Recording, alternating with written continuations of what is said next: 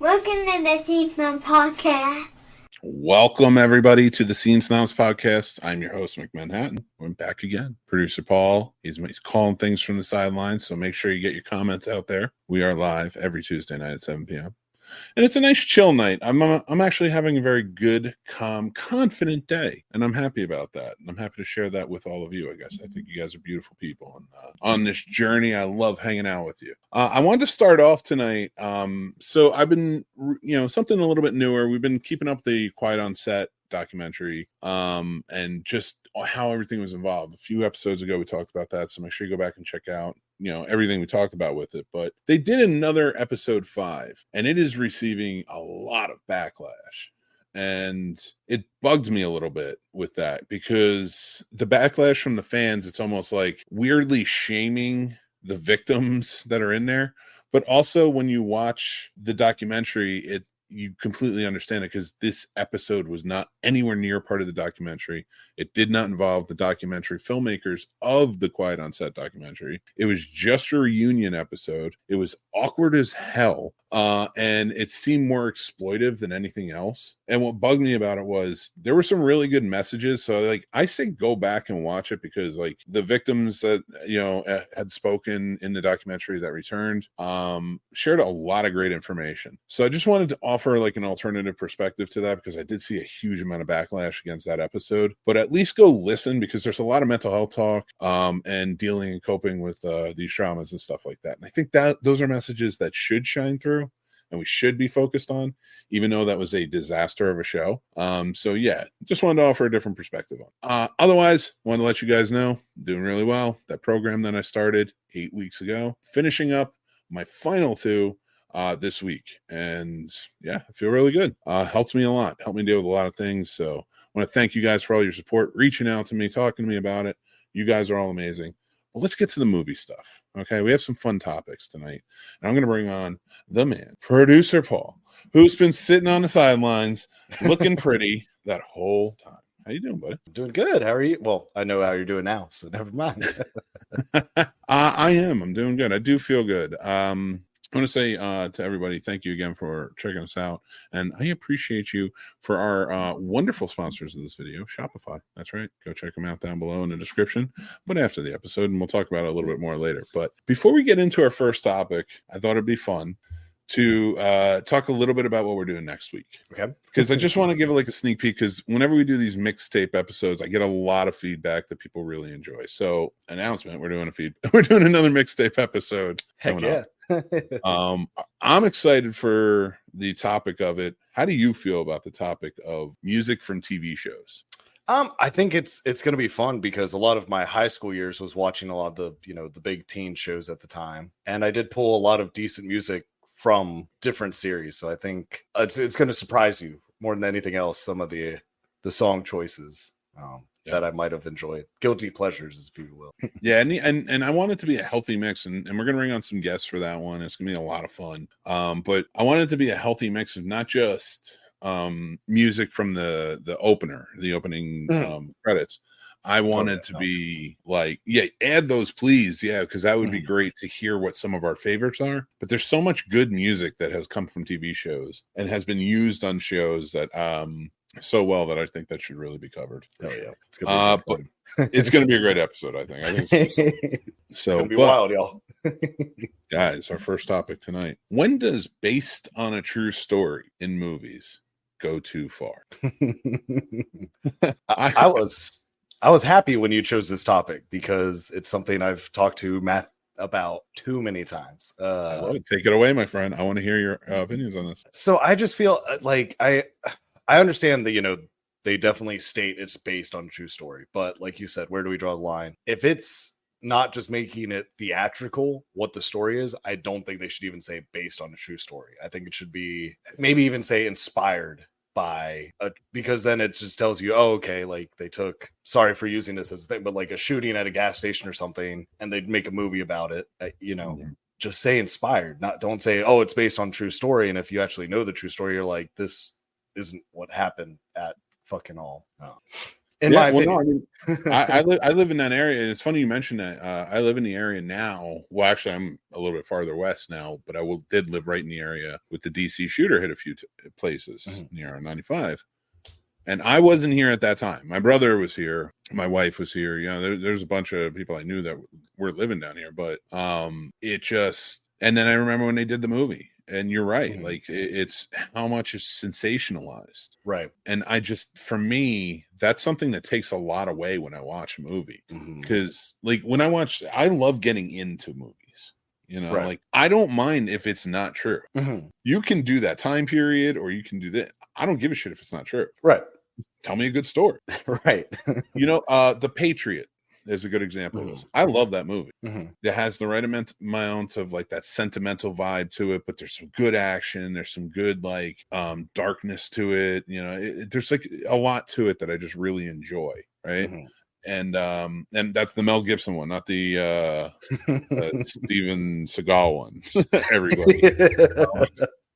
I know some of my base is probably like, listen, guy, the Steven Seagal one's not great. That's not what I'm talking about. I'm talking about the other monster. So, no, but for me, it's like that's a movie that I know it's not true. There's some true, real characters, like real life characters. It doesn't try to base itself on truth or anything like that. It's just a story. So that's fine by me. But if they had put like based on a true story just because General Cornwallis makes an appearance in the movie, whoop, whoop. Shout out North Carolina. That's very true. But sometimes it feels like they do it a little too overboard. Yes. Yeah. Good example, I think, is The Strangers. Yes. 100%. Yeah.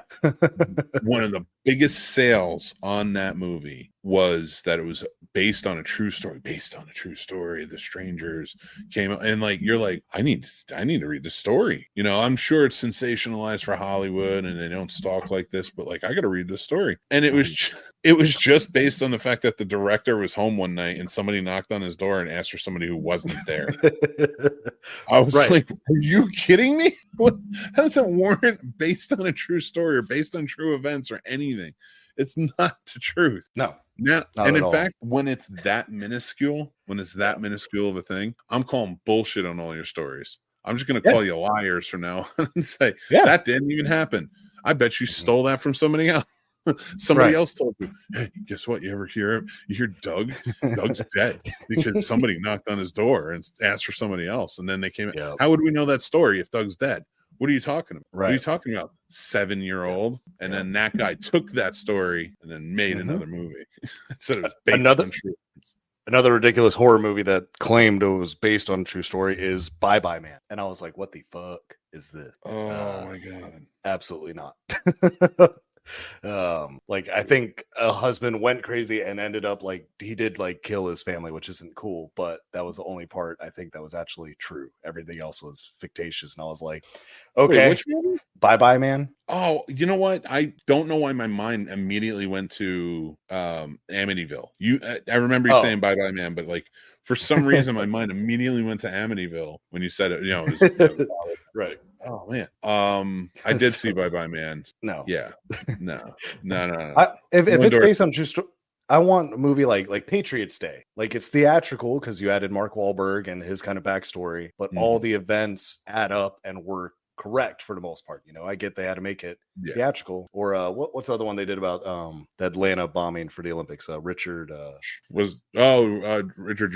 Yeah. There you go. Like that. Like that, something that like that. Too. Yeah, It's a real event, and that's the thing. Like honestly, completely, I think they should drop based on a true story, which I kind of think they have. I haven't seen it in a long time, but it does still exist. Right. So don't tell me, people, it doesn't exist anywhere because I know it still exists. Godzilla X Kong, like that was based on a true story. Future event. I hope not. Goddamn. So no, but for me, like. Drop based on a true story. You can keep based on true events on movies like we were just talking about. Right. You know, like the Richard Jewells or Stronger. Stronger is another one that was based on the Boston Marathon. And also, but from a different perspective, is one of the victims. Right. Like that's another one. Like I don't, there was what was it? the Vinny Paz movie, the boxer. Oh, Not Vinny Paz. yeah, you said He- Vinny Paz. I was like, the rapper. No, not the rapper. You're Vinny Paz. He might actually be Vinny Paz too. Miles Teller played him in the movie, but he was like a dude who like got in a car accident, like broke his body, Yeah. and then he came back and then he won a championship. Oh, a heavyweight belt. So, or not heavyweight, he might have been, but inspiring story. Honestly, it's a great story. I think people should really watch that movie. But for me, that's based on true events, Right. you know, or The Fighter. Yeah. I am so tired of like the very thinly veiled, like, let's use basic, like the only horror movie that's allowed to use based on true events, I think, just for fun. Uh-oh. Blair Witch Project. That's fair. Just because that was one of the greatest trolls. Everybody believed it. Mm-hmm. I don't care who. I don't care. I don't care who in this nomination out there is telling me. I knew. No, you didn't. No, I don't believe you. No, you didn't. Whoever was in charge of their marketing, whoever's in charge of marketing, I hope he made out like a bandit, because that was genius. Like getting news people involved, setting up a call it. Like they marketed that websites correctly. The tribute websites to the victims, like it's crazy. That was amazing marketing. That's why I'm like, that deserves to be. I say we start mixing it up a little. Let's take based on a true, since anybody can just lie, right? You know, that seems to be what it is. Most people, studios just lie. So I say we start taking based on a true story. And where would it fit? How about Rising Sun based on a true story? Lethal Weapon 3 based on a true story. None of the others. Yeah, just the first one. 3. No, 3. Oh, just 3. Just 3. So not any of the others. Just 3. So why? I'm sure cops have. So why not? That's funny. See, I thought you were going to go with The Conjuring, to be honest, because I was going to be like, look, some of those possession movies are based off accounts of people that aren't around anymore. So I could say maybe it's based off a true story, because we don't know the true story. So I guess I kind of got to go with you. Here's my mic drop. Uh-oh. The Strangers, were talking about how that was based on a true story, right? So similarly, I'm taking this medication to dry mouth me, and now like I'm like like now I'm slur on everything. So Nightmare on Elm Street was written, and it was based on true events. The Cambodian people were drinking the coffee to stay awake and then dying in their sleep, versus and also Fred Krueger was somebody who terrorized Wes Craven as a kid. So with based on, you can say based on real events, true events, based on a true story. Would that mean that Bambi is more based on a true story than The Living Dead? Yes, I can't argue with you on that. You are 100% correct. Damn. Oh man, the only unreal. So early Disney was all about some based on true story, because then you got like Old Yeller. Jesus Christ, they're all based on a true story. It sucks in the pioneer times. Life sucks on the old trail. Oh my god, we already knew that. Yeah. Oh god damn. Thanks. I fucking love every minute of that. I want to start putting based on a true story in front of other stuff. We have to. I'll give it to Titanic. Titanic's allowed to say that. He got a lot of that shit right. Yeah, he really did his work on that one. Yeah. Now I'm trying to quick think. I'm like, what could I say based on true? I mean, The Exorcist. I think the true count is a priest did get thrown out a window and go down those steps. I think that's actually true. I think that's it, but I don't know. I doubt that's so fucking hard. I want to look it up, but I'm not. I'll look it up later. But you heard it here first. Going out a window, and I don't even want to see what the implications behind all that are. You Google that on your own time. I'm not doing that. Oh man, priest out of a window. I'm glad that I live at a point in my life where I can say that and not fear for my internal soul. There you go. Well, yeah, we're in the other universe now, you guys, because CERN started up yesterday and the eclipse and shit. We're back on the right path. We're in the correct universe. What bullshit is that? Has CERN put out anything? I never hear it. But that's, how do we know? I always see those videos where it's like, oh my God, there's the star that's going to appear next to the moon. for exactly 3 days, and CERN is going to be running a test. And it's Mhm. like, how do you know that shit? Have they put out something? Have they said Not something? yet. Like, then if they There'll be didn't say signs. anything, how do you know they're running anything? Stop making shit up. They're being based on true events. They're based They're on not. true. CERN is a real place, and the person who's making that assumption has a 50-50 chance, I guess. Yeah. So See, why we're not? missing it. We What's should the make a movie about CERN. We could just say No. based on true story. No one can tell us we're wrong. We got time. I want we as the scene snobs right now are going to write down the stipulations for shit. We're gonna write down the stipulations for based on a true story. Okay. So these are the new movie based on a true. We're setting the rules. Hell yeah. So what's the first rule? What do you have to be? What There has to be at least 3 real events around whatever it's going around that are factual. Like 3. about 60%? Okay. Yeah, I'll settle for that. If, Yeah. or we can even say like 66%. So that way it's like 2/3. Yeah, there you go. I'm cool with that. So if you have 66% of your movie is covering the base of the reality that you're assuming. Mm-hmm. So like if it's a 9/11 movie, but it's a love story and then he dies in the end, yeah, that's a real movie. Stars That's Robert a great Pattinson. fucking movie.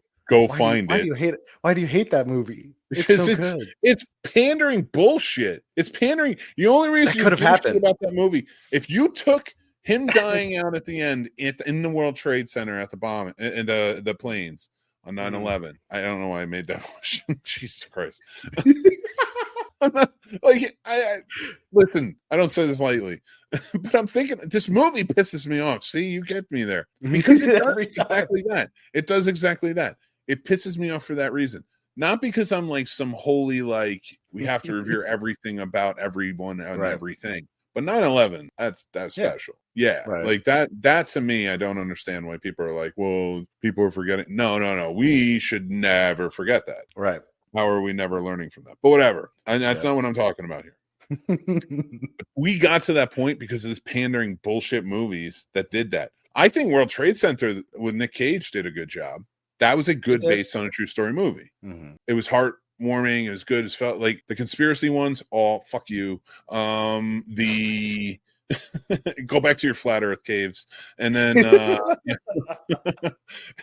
then you have no. I welcome them too. I don't care. That I'll be friends with anyone. And you know what? Here's the thing. Like if I'm friends with a flat earther, and they're like people get mad, they're like, he doesn't believe it. Just listen to his stories or her stories or their stories.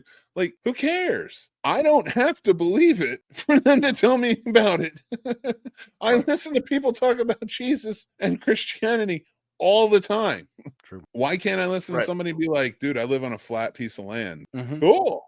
Right. Why do you think so? Right. Dude, my question the is, moon landing was faked. Cool. Like, why? What difference does it make? Even let's pretend the Earth is flat, right? Okay, so what the fuck are you and I doing about it? Okay, we're still here. Okay, doesn't change anything about my life. Like, okay, I'm magically rich because I think the Earth's flat. Like, no, all right, still here. Me being mad at you for believing something I don't doesn't put money in my pocket or food on my table or anything like that. It may do that for the politicians, but definitely don't do that for me. So go on. If you're not hurting anyone, that's my only thing. If you're not hurting anyone, like if your belief system is like Dexter, you know, right? Yeah, no, calm down, dude. Don't go with your belief system. You need mental health resources to help you. That's the problem there. Not the problem. It can be fixed, but just don't kill. Don't hurt anybody. You know, like that stuff like that. But like, if your belief system is like, hey, I don't know, fucking the moon's made of cheese. The moon is made of cheese. Cool. What kind? Right. Can we start a week? Can we call it Snobbery Week? And let's start a thing. Let's call it Snobbery Week. Hashtag Snobbery Week. And on Snobbery Week, it's actually kind of funny that we do it this way. On Snobbery Week, am I frozen? Not on my screen. Okay, cool. Oh, it looked like it was. So damn it, sir. Week, my thing is everyone just be nice, right? Mm-hmm. I think it would just screen sharing was canceled. Oh, I'm sorry, dude. Were you going to share a screen? No. I'm not touching Oh, anything. sorry. The screen share popped up for some reason. That was weird. So, all right, Snobbery Week. Let's get back to it. I'm really enjoying this. Guys, I come up with this shit on the fly. So please don't get mad and be like, oh, dude, he's high and he's stupid. Like, no, my stupid brain just vomits ideas. So, and then my friends just sit there and laugh at me. So, Yes, sir. We Perfect. just have to, if every interaction we have to commit to being non-confrontational in reaction. So it's like a Fight Club challenge, but not fighting. Reverse. But yeah, but reverse like just Club. No matter what. You can join up on the Discord. Let's do reverse Fight Club. So for 1 week, right? We call it Snobbery Week. I'm taking that word back. I'm telling you. And we just have to. There we go. #Snobbery Week. We are just going to every confrontation, every interaction. Mm-hmm. If it goes to set you off, even if it's a good interaction, you have to meet it with positive. Okay. No matter what. Like if somebody comes at you angry, like give me an example. Throw something at me that would cause a confrontation. I asked you to do this project and I think you did a poor job and you acted like you didn't care about it. This was okay. All right. I can work with that. So, all right. Hey, I appreciate you letting me know that. Could you explain to me what I missed or what I messed up on, so then that way I can make sure that I don't do that again. There you go. I like it. You like just kind of reacting with kind of like diffusing stuff and immediately like going towards more of a positive, because your boss is going to look at you and be like, yeah, no problem. It was just something minor. You just do something like they always want to make bigger things out of it. And now if you give him a compliment and be like, I'm going to like, it's going to help. Right. So yeah, he's going to slide me a cup to pee in, but yeah. Wife gets mad at you because you didn't do the dishes. All week I've been doing the dishes. I asked you one night, you didn't do the dish. You left them in there all morning, all night. Yeah, you're absolutely right. I did. That was wrong. But how about we do them together? I think that would be a lot of fun, Or would you like to stand here and talk to me while I do them? Maybe keep me company. I'd really appreciate it. There you go. Boom, boom. Done. Now you got quality time, which feels good. And that's what the movie Remember Me did for 9/11. It tried to make good out of a bad situation. Like saying go the other way. You have to go the other way. No pander. No terrible reactions. Love your flat earthers. Make them a part of your community. Make them join hands around the world. Make all flat earthers. Just nice to meet you. make all flat earthers. I gotta walk away like this. Be friends all around the earth. I still do. I don't care. You can join the Snob Nation. I'll have anybody. As long as you're not an asshole and you're not trying to hurt anyone and you're cool like with what other people believe, you can always join. Man, community's open. It's true. But all right, we've done enough with based on a true story. Snobbery Week is now going to be a thing. Probably a disaster one, but I want to talk about one of my favorite subjects, and that is movies. Yes. More so, not based on a true story movies, just regular movies, any movie really. I want to talk about at-home movie snacks and meals, right? Because that's an important component, my friends. Yes, it is. And I want to get into it because I have to eat different things at different times for different stuff I'm watching. You know what's one I want to share with you, and because of the movies we're covering tonight in our review, and because I knew that horror was going to come up, and because we are representatives of Carolina Fear Fest. Yes, sir. You guys go 5 Years of Fear. Go get your tickets. Join us. Come hang out. It's gonna be a good time. But awesome. Dude, I'm wearing this because horror, The Thing, especially cold movie. I gotta have a warm meal. Okay. It's got to have protein. Okay. Sometimes maybe I need a stew. Okay. And for my snack, I like to make s'mores. Interesting. Okay. Fire all around that baby. I like it. So what about you, my friend? Give me some examples for you. So I kind of go disgusting on things. So people are probably gonna be like, what is wrong with you? So like for The Hills Have Eyes, for instance, specifically, I watched that movie. I have to eat spaghetti because it reminds me of all the guts and gore. For whatever reason, it just gets me in the mood of, I need some good, like solid meatballs, not the little ones, like the big pebbles. Yeah. But typically if I'm doing most other horror movies, I like having more of a sub, almost something a little more basic, something like that.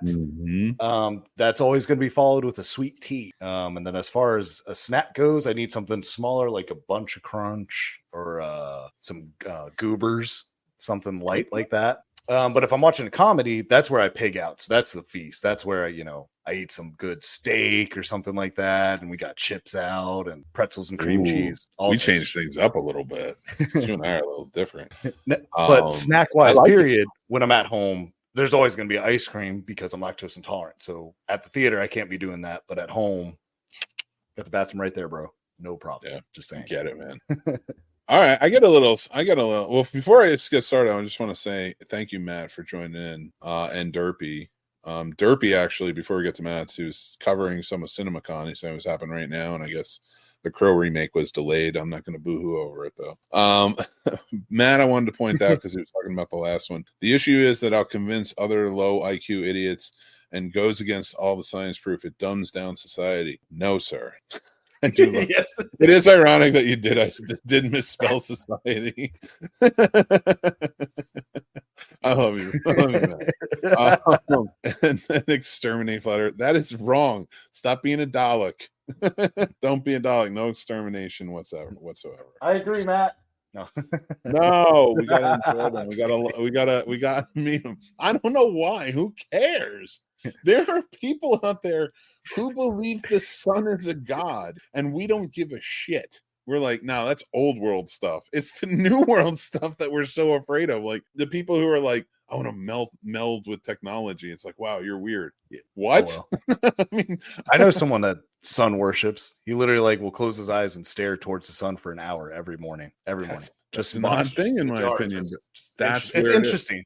I'm just like, whatever, man. Weird, odd, unique, all outcast. All of that shit is stuff that I love. I love talking to people, especially when they're hanging out and they're talking like this. Listen, I don't like people who are pushy. I don't like people who are trying to force me to do things, Mm-hmm. So I get it if the flat earthers are like literally like Jehovah's Witnesses. I've talked to Jehovah's Witnesses before. They're fine people. And as long as they're not trying to sell me on anything, good, fine. Right. It's when you're invasive with it, that's when I'm like, and no more worse than the Catholic Church. But you know me. So right. when you talk about invasive, you talk about invasive, like, I mean, and I'm only going by the movie we're going to cover tonight, the first Omen. Sorry. So I don't care. Like, come and talk to me. I'll listen to flat earthers. It doesn't mean I have to adopt their science. I'll listen to Trumpers, the mega crew. I don't care. I don't believe in Jewish space lasers. I'm cool with it. I'm not going to drink bleach, but that don't mean that I think everybody feels that way. I'm not. That's what I'm saying. I'll listen to people because I don't dumb them down to those stupid statements. That's fair. That's every week. That's reactionary. Like, I don't want to hate everybody just because like this dude said something stupid and people are still voting for him. Because the other guy on the other side says plenty stupid too, and people are still voting for him. So it is what it is. At the moment, but that's neither here nor there for me. We'll still be here, you guys, regardless. This is Matt's fault. I wanted to talk movie snap. He had to say exterminate flat earthers. So now I have to talk him down from the ledge. I wish Matt had said flatten flat earthers, like just gone with it that way. I mean, for the pun, that would have been really, honestly, I probably would have glossed over if he had done that. I probably been like, oh, that was funny, man. And then just like kept going. Like, you used a pun. I love puns. Like, I would have dad joked that the whole way. Yeah. This is it. There you go. You snobbery week. That's why you're a scene snob. You get it. You snobbery weeked it. I would have chosen flat earthers. You made it better. Sorry, Matt. He did make it better. Flat earthers. It's a dad joke. What's going on, Jason? Thanks for joining in. Jason? Yeah. Paul told me during Scary Snobs he moon worships. That was in confidence. Yeah, but he's a werewolf. We don't need to get into that right now. That is true. I don't doubt that. I've never seen you during. That's why I do. That's why I do night security, so I can run around the park all naked and just do my little thing. It's a whole thing. It's all right. Jesus Christ, I have so many questions. The problem is you don't think I'm a werewolf, but I do those things, which is fair. I know that's the thing. Like, no point when you were saying that did I picture you as a werewolf. I literally just pictured naked ass donkey dick Paul running down this whole slide. Naked. Why? Because he's just like thinks he's a wolf. Yep. And that's how you check a security system, you guys, to make sure if anyone's watching the cameras, because no one said shit to me the last 3 years. Samantha says he's definitely a werewolf. That's why I like you. I like werewolves more. Yep. But probably someone was so like confused why I was doing it that they still haven't said anything for 3 years. But hey, we'll find out this year. What'll happen again? I mean, I get it. That's the weird part. Like you said it, and I was like, I get it. Like I embrace absurdity. Whatever, man. I know. Like that's why I'm not upset about it. FYI, we came up with one rule for the based on a true story. Every week we should just add to them. It's gonna be a project for a while. We're writing a bill of rights for the based on a true story. If you break it, you're done. Project Snob is in effect. Oh my God, Scene Snobs are back again. We're tanking topics like left and right. It's amazing. I love it. All right, I will say this when I want, just so we can get into the review because I have lots to say. I will make hamburger helper crunchy taco. Ooh. Usually, or my taco dip. Like I have a personal taco dip I make. I will make one of those two things generally. Sometimes it's other Tex-Mex based food whenever Joe Bob is on.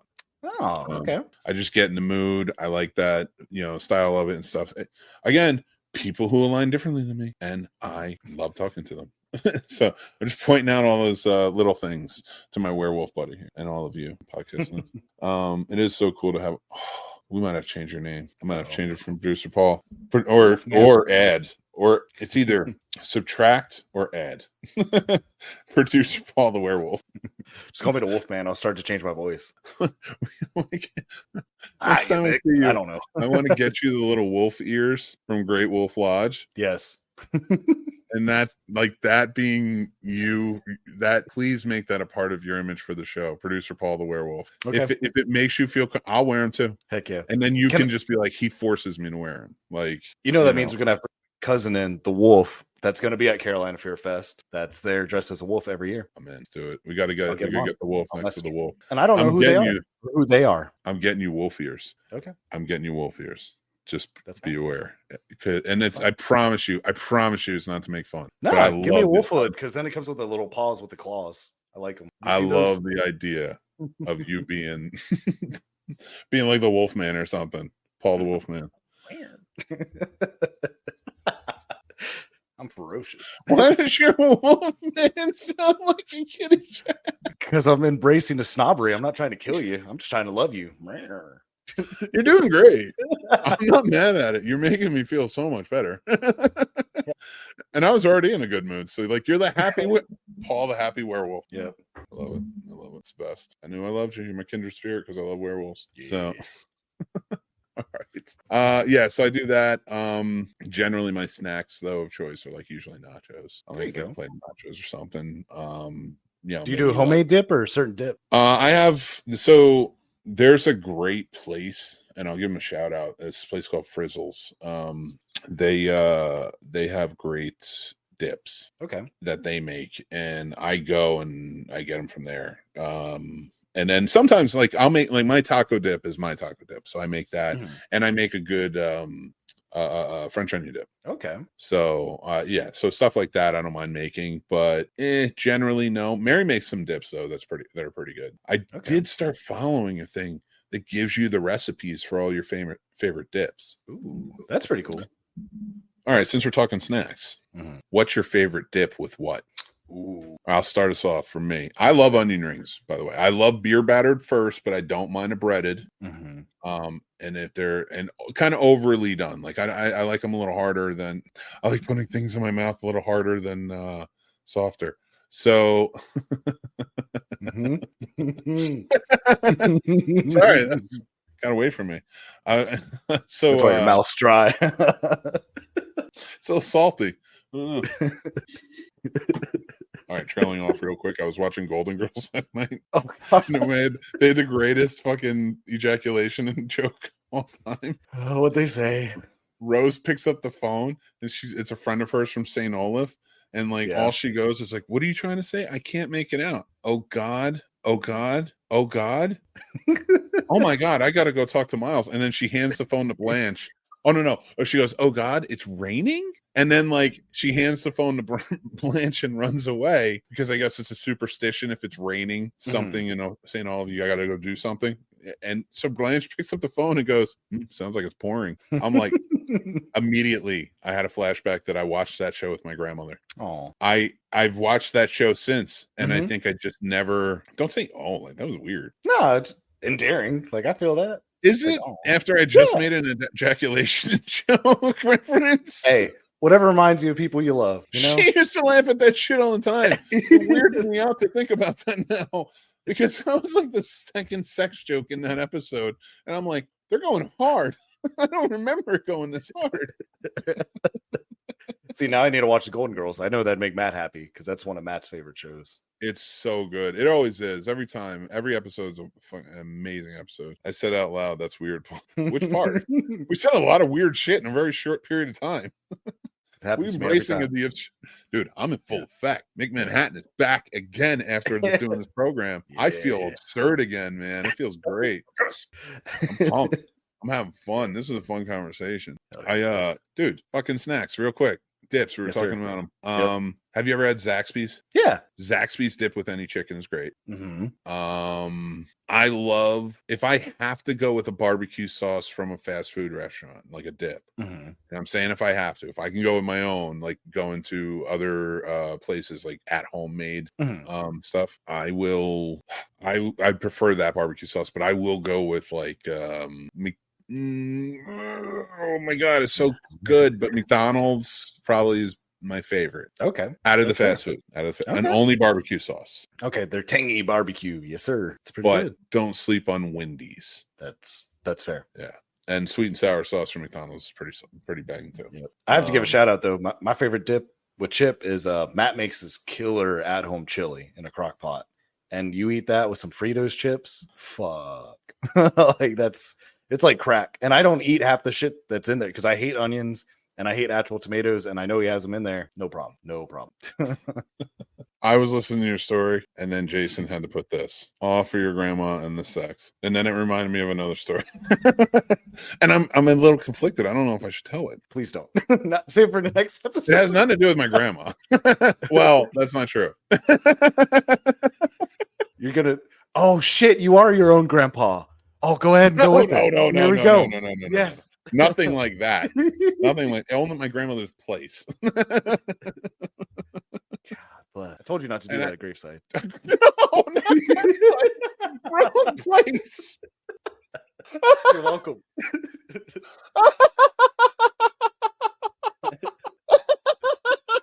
What am I? A Japanese anime? Do you think I had sex on her tombstone? I don't know, man. You do what you gotta do. I can make my thing black and white. Just like I got you. We can do this. Oh my god, that made me cry on that one. And then he falls in over Wendy's. It's so good. God, I love Jason. He did remind me of some shit. I'll tell you that. Oh my god. Yeah, it must be holy shit. I am yeah, that was a good one. So I can't even think of dips and snacks anymore. I'm done with this topic. Segueing hard out of it.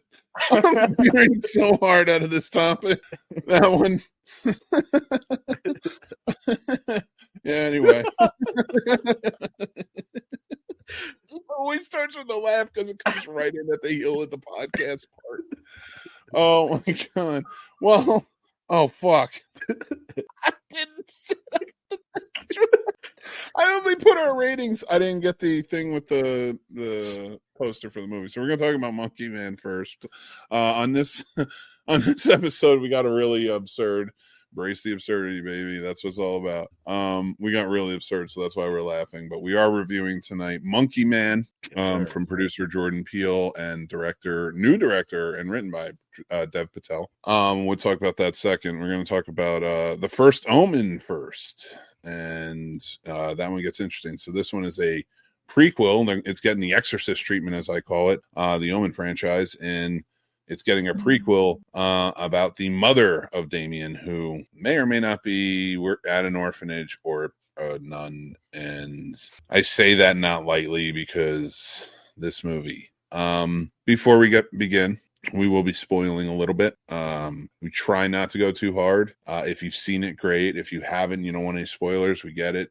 Tune out. Maybe come check us out and again. But we're not going to go too hard into it. We're not going to reveal too much. But there really wasn't big twists or turns with these. So it's not really a spoiling thing.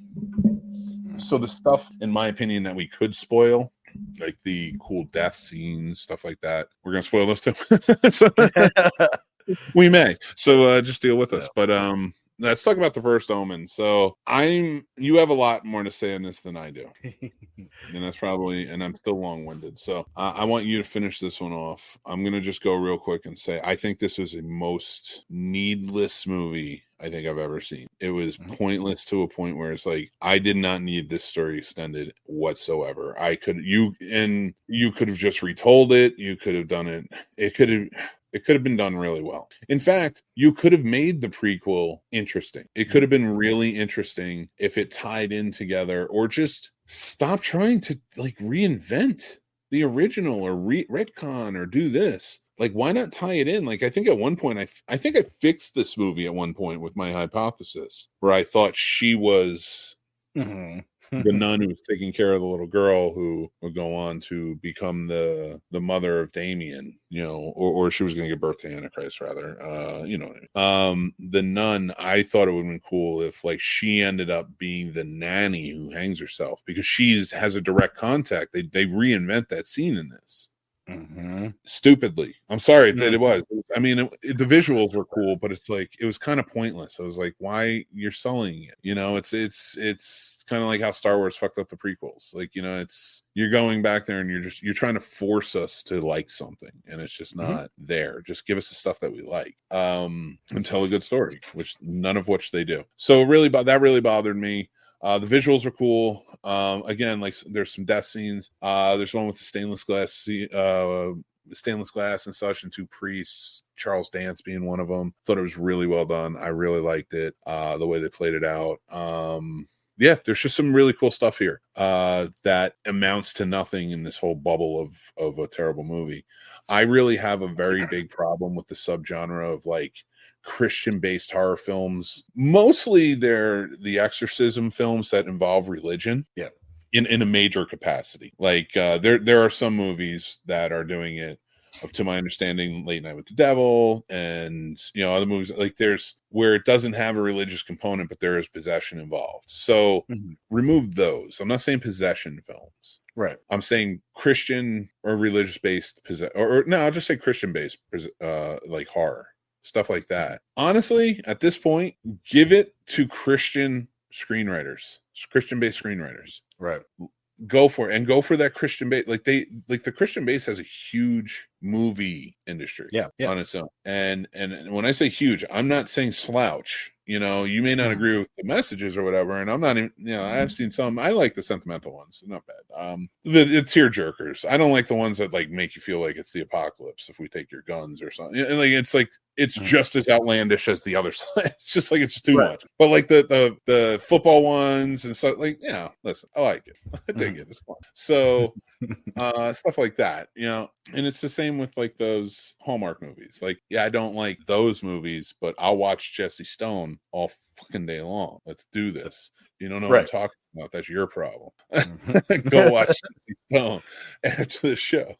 So for me, it's like, I think it would be a cool experiment to just be like, all right, we're going to hire Christian-based writers to write these types of horror movies more for their base and catch on, see if it works. Right. Or at the very least, change it up and revitalize it a little bit so that way other writers get inspired. Right. There's a reason William Peter Blatty made The Exorcist work so well. He researched the actual religion, put the faith behind it, and that it feels hollow when you don't do that. And out of all of the shit that I just mentioned, this movie the most hollow, and that is why I say that. And that's all I got to say before I give my rating. Paul, take it away. So if you guys want to see a good version of this movie, just watch the original Omen with Gregory Peck, and there you go. Because this one was a snooze fest. They stole too many of the scenes from the original. I mean, you can't beat Gregory Peck, like, at the end of the day, because even the first Omen, or not the first Omen, like this movie, like the original Omen movie, you just can't beat his acting, like, just period. So even though it might be a little more boring by horror standards, that Omen is still the better one of all of them, in my opinion. This one, like you said, it was pointless. And unfortunately, we watched the Gregory Peck Omen before we saw this, because I was hoping to build more story, and the trailer for first Omen looked amazing. They made it seem like it was gonna be ominous and creepy, and I was like, oh hell yeah, and was disappointed from start to finish, just being like, oh, that's from the other Omen. That's from the other Omen. What is this? Why are we talking about this? Okay. It's one, not to steal from Sturdy, but I'd say watch at your own risk. I wouldn't recommend this movie to anybody unless they want to be bored. If they're like, oh, I want to watch something to fall asleep to, there you go. Watch the first Omen. I honestly, this is these tropes too, and what bothers me, I think, the most about this movie is its portrayal of like women.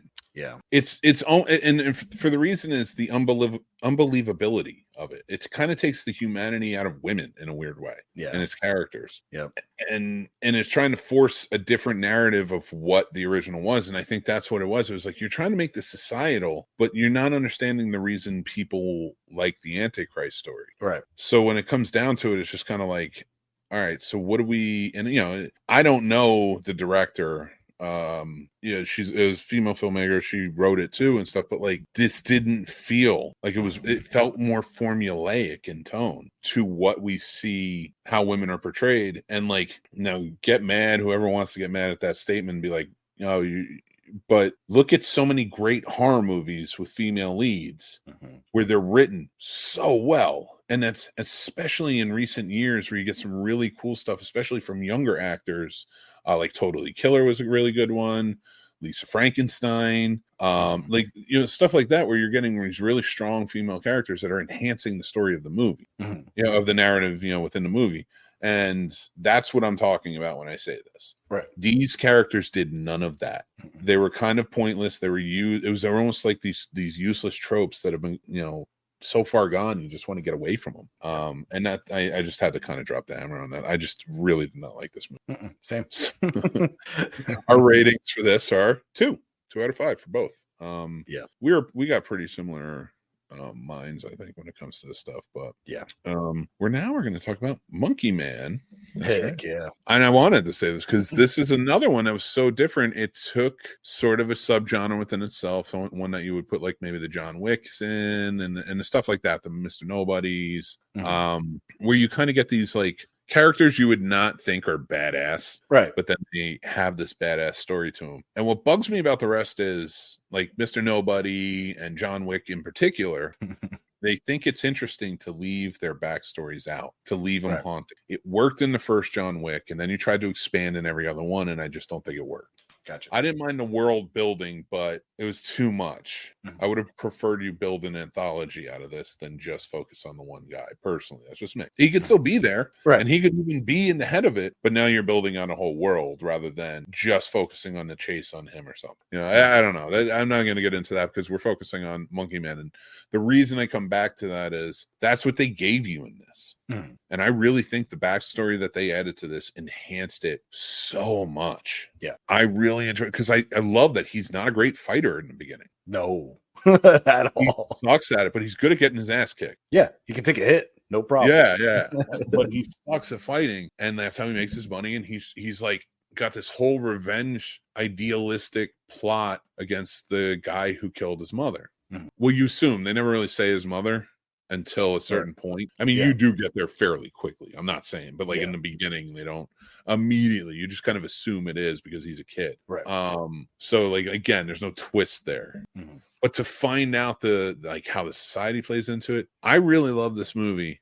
I have one gripe against it. Okay. And it's an odd gripe. I don't do this often. So this is kind of a monumental one because like I don't even know when the last time I said it was. But on the review, I think it should have been longer.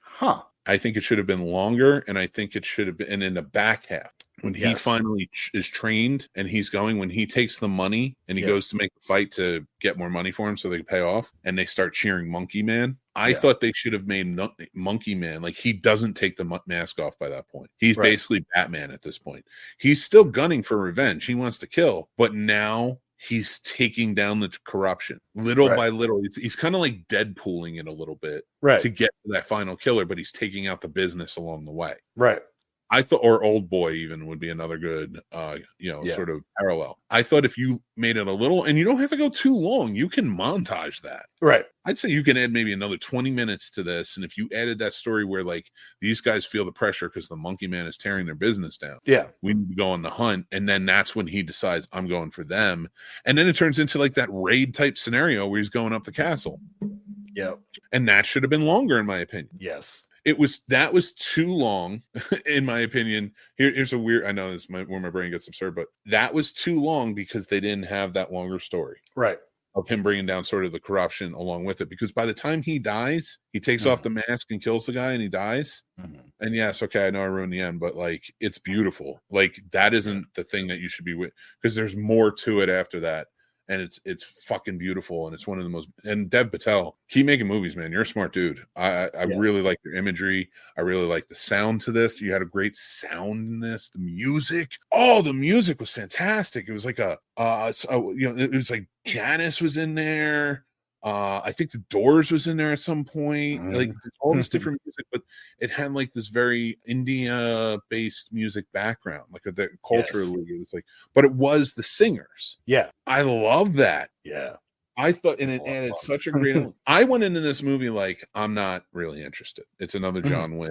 I don't care. It's another actor trying to make himself look like a badass. And I want to apologize for that, because this was a really good fucking movie. Yeah, I really enjoyed this. I do wish people would get out to see it. I think go see it in theaters. It's a good mix. Everybody, like, the comedy was a good amount. It gets dark, but it also, like, is heartwarming at times. Really, really good, well-paced story. I just wish it was longer, so that way we could have added the element of him tearing down the corruption along the way, not just killing them. That's a personal preference, though. Right. I get why he did what he did. Doesn't make the movie bad. It's just a personal preference. I would have liked to have seen that, because then I think that would have added to the Monkey Man ideal more and made it more of a bigger, like, wow, the Monkey Man's tearing down the corruption. That's crazy. I've gone on. I talked, but I was just really excited to do it. Tell us, what do you think about this movie? So I looked a lot into the backstory of just the film, period, before I saw it. So I kind of was going in thinking it kind of might be a little low rate. I get, Monkey Paw Productions helped out, so Jordan Peele, backed it and brought him back. But when I heard that Netflix dropped him, I'm like, oh shit, it must be a bad story since Netflix dropped him. And then I heard they had, like, every problem you could have while filming, they had to film some scenes even on their phones. So I was like, I feel like this is going to be, like you said, kind of a John Wick, but done really poorly. And kind of like you, I need to apologize because I was so wrong. The acting was spot on. I loved how much they made it tie into, an Indian religious story. I thought that was really cool. I thought it was done right. I think if you're not one that loves John Wick and you want more of a realistic one, this is a realistic-esque John Wick. Because he's not invincible, he's not killing 120 people by himself and barely getting a bruise here or there. He gets hurt, he gets stabbed, he gets messed up. And like you said, the culture, just visually, a lot of those scenes and the parties, and I forget what they said, not New Year's, but whatever they were celebrating. I just loved all the colors and the music.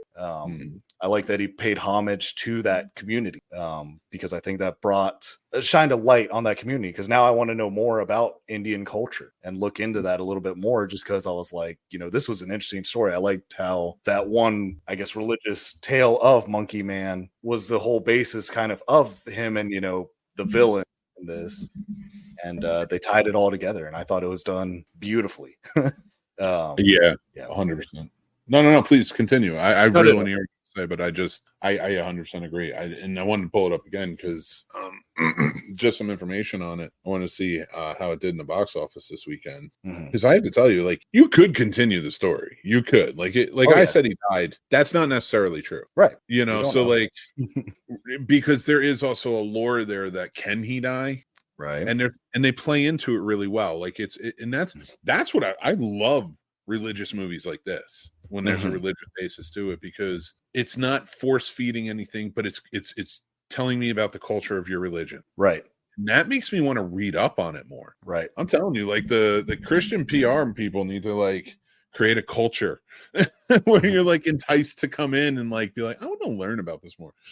Take it Yeah. from this, because this movie does do it, because it has a good, it really does. It shares the culture so well, from all many different, from the dark points to the really Mhm. beautiful points. I love the way you put that. And it did, its budget was 10 million and only made 12.7. I urge people to go see this. I think it's a really good film. It's a violent film. Yes. So like if you're thinking of date night, but it's not a horror movie. No, not at all. I think it got a connotation of a horror movie because it's dark and it's Monkey paw. monkey paw. You know, we're used to that, but like I think it's I try to have some fun. Masturbators, I love that. I love that. Masturbators. I bet you do, Mick. I want to talk to you. I love that. That's I could great. go on all day with the masturbators. We can masturbate all day, and I'm all for it. Let's do it. Oh man. I'd have a lot of fun masturbating with you. Yeah. Did And I Patel say it took wrong a at that point? beating. He took a beating during that movie. Like when you hear He about did, the dude. injuries, got pink eye, you know, and that was crazy. that told me so much about the film beforehand, because like I said, like the bathroom scene, you know, you're not with these big Hollywood productions where it's a whole clean set and stuff. Like, nah, you filmed in like a bathroom, and I'm sure someone tried to clean, and I'm not trying to say someone did a shit job, but obviously it wasn't clean enough to where he got pink eye. Like you never hear Tom Cruise got pink eye filming, you know, Mission Impossible 19. Like that never happens. Like this man went through it, kept trying. Netflix dropped him, and he still kept his head up. So yeah, you guys go see it because he deserves it. This movie deserves it. I'd like to see more from him. Yes, and I respect. That's why I love Jordan Peele. This just made me love him more. That he said, "Wow, this is great. I love it. I want to back it. Let's push it." And that's and I want to say this when we're talking about filmmakers who are people of color, you know, and then we talk about movies that are coming more from people of color. And a lot of people argued about the Jordan Peele when he was like, and he's so out of context whenever they quote it. It was like, you know, I don't want to cast the white guy in the leads in my, or the white people in the leads in my movies anymore. I've seen those movies. Like, I love that there is like, he's putting out great voices, telling great stories from different point of views. Because I got to be honest, defend what you want, but I'm not seeing a whole lot of greatness coming out of anywhere else. Yeah. So like, and I'm not just saying it's Jordan Peele, but like a lot of the indie, you know, those guys and stuff like that are putting out some really great stuff. So, and that's what I want. I want more filmmakers like that. Sharto Copley played a great character in this. I don't know her name. What's his name? Rana Singh, who played the bad guy. I know it because of the name tag. I wish I knew his name off the bat, but he was fantastic. He was so terrifying. Yeah, the whole time. And even the guy who played like the head leader, the religious leader that he was working for that was corrupt. The whole element I thought did a great job. I just, I mean, I can gush about this movie all day long, but that is one of the things. I think it was just a beautifully done movie, and our ratings for this were, I gave it a 4 and you gave it a 3.5. That's a good rating. It's a strong rating. Yes. That's definitely a go check it out, I think, for both of us. Yes. And I will tell you guys, when I went into it, I thought it might be a 2 at best going into it. So I was pleasantly, very happily surprised that it turned out how it did. I'm also going to argue, maybe go see this before seeing anything coming out this weekend. If you want to go see what's coming out this weekend, go ahead. I don't care. The whole Civil War thing, and it feels like such a plant movie, and it feels like so ridiculous, and that's fine. I don't mind weird, absurd movies and checking it out, but like, it also feels like that pandering I was talking about. It's like the extreme side of putting Robert Pattinson in the World Trade Center and Remember Me. And if anybody's watching this review as a clip and that wonders what I'm talking about, go watch the podcast. You'll figure it out. So, and I said smugly, but please go do it. It is a lot of fun. We had a good time, but it's one of those things where it's like it's extreme pandering the other side that's really just trying to scare people against a certain type of people. And I don't, again, I'm not about that. Snobbery week. So I think I'm just going to be like, have fun with your Civil War. I'm going to, I don't know if it's living in my own little bubble. Believe that the world isn't turning into that, but like, you know, I just don't know if I'm ready for that type of movie yet, or have a desire to see it. No, that's fair. But I'm ready for Civil War. A rough way to tell you Yeah, I'm probably not doing that one next week.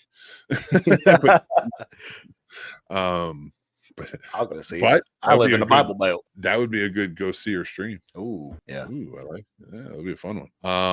All right. Well, mixed movie pick for the week comes from 1948. I actually, this is one of the movies. It's called The Bicycle Thieves out of Italy. Well, actually, it's originally called The Bicycle Thief, I believe. Yeah, I did some research on it, and I believe it was The Bicycle Thief, and then they called it The Bicycle Thieves when they brought it over to America. We're sort of playing it. So it's such a great tale about in post-war Italy, work is scarce. Having a bicycle to be able to get back and forth from work is a big commodity, a huge asset in that world for people just looking to scrape by. And a man finally gets a bicycle, saves up for it, finally gets it, gets the job. He's starting in a couple of days, and it gets stolen. And this movie follows he and his son on their desperate attempt to get their bicycle back. And I know it may sound silly or juvenile when you say bicycle. It is a wonderful tale, but it is also it holds a lot of things up to a microscope. Like, that's why I say I don't feel like going to see movies like Civil War. Personal preference. Not saying I'll never see it, not saying I won't review it, but that for me is like one. I don't want to go see those like propaganda films that are pointing at one side or this, that, or the other thing. I want to watch movies like this that smartly display what economic downturn is, how it feels in Reconstruction, trying to keep your family afloat and the desperate need for that. And not as a downer, but as the beautiful tale that is interwoven between the father and son and what's being taught and just that whole examination of that life. This is a fantastic movie. In fact, on the Scene Snobs Facebook page, very early on when we were called Movies 365, and this is back in 2013, this is one of the first movies I did a written review on. So it should still be up there. So you might be able to find it. It used to be by the film poster. So I don't know if it's the same one, but you can go check it out there. So there's more to say on that if you go read it. But this is a fantastic film. I do think everybody should go check it out. It's an Italian film from 1948, The Bicycle Thief, or The Bicycle Thieves, one or the other. But please go check it out. Yeah, that's my mixed movie pick for the week. Guys, we're here at the end. A couple things I got to tell you. A couple of little blurbs I got to say to you. Shopify, we love you. You out there, you want to start a business? Shopify is how you do it. If you don't know that, I don't know what to tell you. No, seriously though, Shopify is great. Shopify does help you start your e-commerce business from beginning to end. They'll help you put everything together, and they'll take care of things. You have support through them, stuff like that. So I have cards, but not for Shop. So there are some really great things. I did put up, so what they're offering right now, if you go down in the link below, free for 3 days. And then 1 month, your first month is $1. And then you check it out, and it's not much more than that. So go check it out. Let me know what you think. We also have another one that I want to point out today that my wife signed us up for, and I have had them. They're gummies, but they have lots of great things, and that's Pure Hemp Botanicals. They get you a nice little stagnant high. I liked it. It was really nice. Like, it made me very chill to watch movies with. And right now they're offering 25% off Delta 9 THC. You can go down in the link below, and you can get your offer. So go check them out. Tell them the Scene Snobs sent you. I would like to tell you guys, we are pitching a little bit more with the sponsor stuff like that. We're growing. We have more shows coming. Lots of fun stuff. If you like the channel, we always appreciate that support that goes into it. We always appreciate all the things that you guys do for us. And check out the sponsors and whatnot. But other ways that you can support is we have a Patreon. And I think it's pretty good Patreon. Paul, you've been a patron of the Patreon. You can tell them. But some things that I want to share that we do there. We have different tiers available, of course, but we do movie insider news, some fun ones for our higher tiers. We just did a big movie drop. There's some really fun stuff you can go check out there. Special merch discount pricing. You get certain, we have special codes for you. First chance at exclusive updates, merch, and more, all that stuff. Exclusive shows. We're going to have an exclusive live show that's going to be coming on Wednesdays. That's going to be on our Patreon and for our Discord members only. And then we are going to be doing Warp Factor Fiction, a couple other things that we have going on. So hopefully you guys will be a part of that. But one thing I am offering, and it starts at the Mega Fan tier, and it's time with me because I hate podcast coaching. But and not to boast, I'm very good at this. I've been doing this for 12 years, 13 actually at this point. And I'm good at this. I'm good at posting. I'm good at creating stuff. Perfect, well, podcasting. I know a lot. Filmmaking, I can fill you in on. I'm not trying to toot my own horn, but all this stuff, I don't have a program for it. I have a system, and I don't feel like being the guy who's like, I'm going to put my system together for you, and you're going to have this. I'd rather be the guy, like, if you're supporting me on Patreon, you want a little time each month, like, $10 at the $10 tier, it's like 20 minutes every month. At the $20 tier, I think it's like $30 each month. And then at the $50 tier and above, it's an hour. And during that time, we could talk about any aspect of all those things, filmmaking, all aspects of filmmaking too. I'm happy to talk to you about. Want to talk about lighting? Want to talk about camera work? You want to talk about what shots should you do? Consulting. As these guys, they come into labs all the time, and it's just ideas, and like I'm trying to help you build out, like, so it's not just about talking about your podcast and be like, let's start what you want to talk about. Well, what do you finely tune? What's your niche? What do you really want to go for?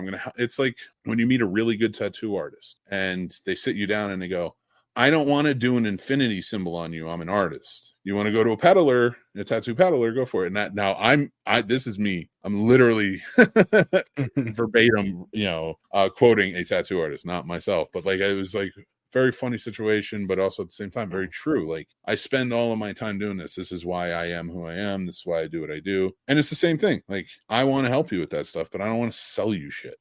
That makes sense. Like, I don't want to be like, well, buy this or buy my book or buy that. No, you want some time with me? We'll sit down. What do you want to talk about? What do you want to cover? You want to talk, I'll help you put it all together and then build it out and then give you a brand to package, but it takes time. So if you want to join up, you can join up on the Patreon. That's down below. That's another part of the tier. Happy to do that. We'll schedule that time. Other than that, horror snobs, we got our merch store. Go to snobsmerch.com. Use promo code snobs for 10% off your order. That's right. And we also have one of my favorites, the Godzilla Eras Tour design. That's up there. You can get the stickers, you can get the shirts, all that jazz. Remember Carolina Fear Fest? Their tickets are on sale now. Go get them. We are official media partners. We will be there having a great time, talking to the celebs, talking to the vendors, talking to the people, because that's what's so much fun. Actually, I love talking to people the most, but we're going to be doing panels the whole night. It's going to be a great time. So join in with us. I know it was a little long-winded. I appreciate you joining in. Paul, you got anything you want to add before we go? Hey, it's Snobbery Week, so be kind and make sure to wipe front to back. I love it. And I'm going to jump off that.